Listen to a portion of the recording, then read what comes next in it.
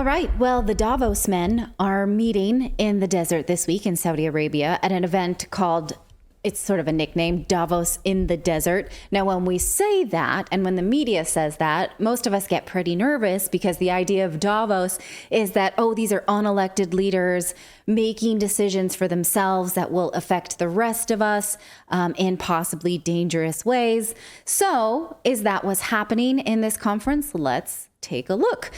This is the Future Investment Initiative. It takes place in Riyadh, and I'm going to call it FII from now on. This is known as the Davos, but it is covering specifically Africa, the Middle East, and Asia too. And there were some panels about Latin America.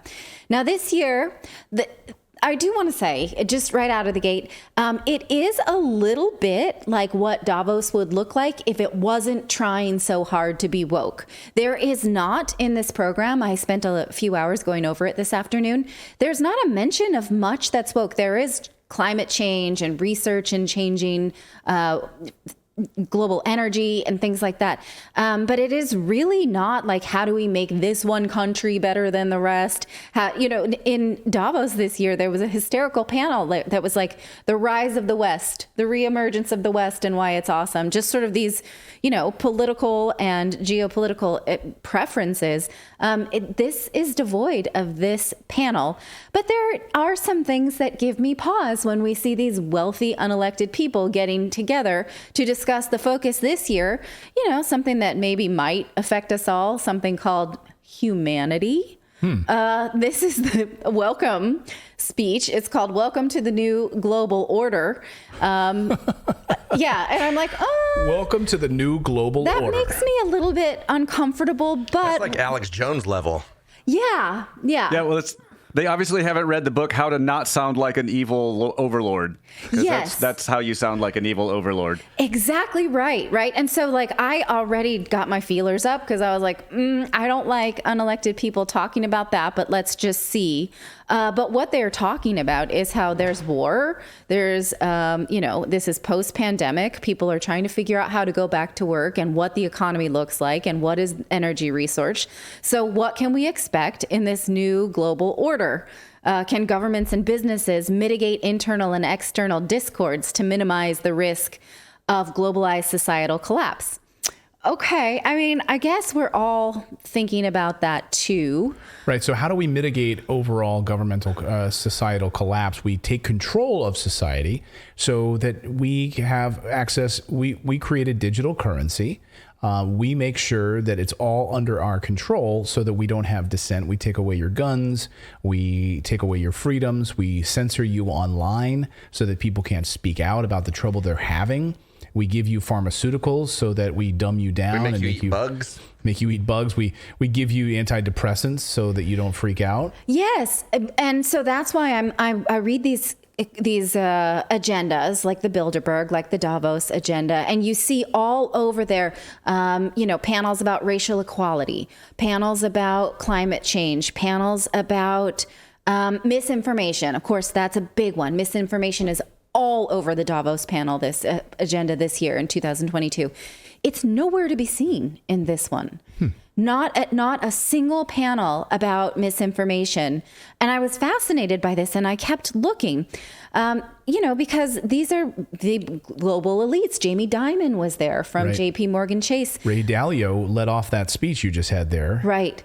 Jared Kushner and former Secretary Treasury Steve Mnuchin was there. They now have a private equity firm backed by Saudi Arabia. So, again, the players are the ones that make me nervous, but the panels, not so much. There also was not a single mention of stakeholder capital. That is something that's like the woke extension of shareholder capital. It means that a company is deciding that we don't make decisions just for shareholders. We make decisions for everybody, like Adidas dropping Kanye West. That's right. That's stakeholder capitalism. They're doing it not for their shareholders. Well, that we can argue that they did, but of course, let's not do that. But again, shareholder capital is when companies make decisions based on what they think is woke. like Disney punishing Florida for their education laws. The problem here is that it gives corporations way more power than people and subverts democracy and makes votes less powerful than money. So if we go back to our piece on Davos earlier this year, that program was littered with stakeholder panels. Here's one in particular, is like stakeholder dialogue about FIFA World Cup. Like, how can we, make sure who plays in there, we like them, sort of promote our stakeholder woke values through football. But again, like I said, there's no stakeholder dialogue in the FII that's going on this week. But of course, one argument for that is that the countries represented here don't have the same concept of special interest groups like women's rights, gay rights, trans rights, racial minorities, that American corporations deal with having to signal that they love these groups. And in other countries, they don't have that same pressure, right? Yeah, I guess so. Like in Saudi Arabia, they're not going to say, we celebrate gay pride. No corporation there is going to do that, as far as I know. Maybe they do. If I'm speaking out of turn, let me know. No, it seems like they're really just sticking to the banking. Like they're sticking to, they're sticking to oil, they're sticking to banking, they're sticking to, you saw a number of these big bankers heading there. So again, Ray Dalio, Jamie Dimon, all keen on sort of not letting this tiff between the Biden administration and Saudi Arabia on oil get in the way of them wanting to say, well, we're expanding, we're growing. We know you guys will work it out. United States and Saudi Arabia, but we have bigger plans. Well, that's not to say there's not some other panels that concern me, like this one, upgrading humanity. Oh. When you talk about that, my feelers go out and I'm thinking, what do you mean? Finally. By upgrading Bionic humanity? Arms and legs. Yes. Well, that is exactly, so the company presenting here called Beyond Imagination, they do this. Take a look at this. This is a general purpose humanoid robotic system. It's meant to sort of, do the jobs that humans don't want to do, or what have you. Which is what? Do they give any specifics? No. Like play video games? It looks like that robot is Clean the poised to toilet? play video games. Yeah, clean the toilet. I don't know. But, I'm interested in that. That panel I did not attend. One panel I watched today was very artificial intelligence heavy. The panelists said that they are right now investing in AI because they think it's crucial, that this is the next big thing, but they need to do it in an ethical way. When they say that, Okay. makes me think, what's the non-ethical way of AI? Because that is how it will be used. Take a look at this panel. This one, preparing for sentient AI. So AI that, I'm gonna toss this one over to Philip. What do you think about sentient AI, and what do we do to prep for it? Excuse me. I don't know that I have I'm not opposed to the idea of sentient AI, but it's. Well, what do we mean by this? I Is wasn't like, prepared to. I know I threw you on the spot. No, that's fine. But what does this mean? It's like, Well, this means what Elon Musk said it meant a few weeks ago, right? Which is the rolling out of this new Tesla robot. It was Is going this to the perform and do singularity? the same jobs that that human beings don't like to be put in dangerous positions, right? This is the idea. It starts there. Like, okay, so in factory settings where a lot of people typically lose their arms, or in some sort of farming, we could use a sentient bot that could do those things. And hey, if an arm gets chopped off, not so bad. But we can interact with them almost the same way that we would with humans. Mm-hmm. Of course, Google AI, as Google has talked about over the past few months, the idea that artificial intelligence, Google has admitted now it's become sentient. It's become sentient. So now, okay, now we have to cater to this. I mean, to me, this is all part of this sort of transhumanism movement, right? This idea of removing the biology and the differences of human beings. that's what my concern is too. Okay. Well, Then for me, the danger.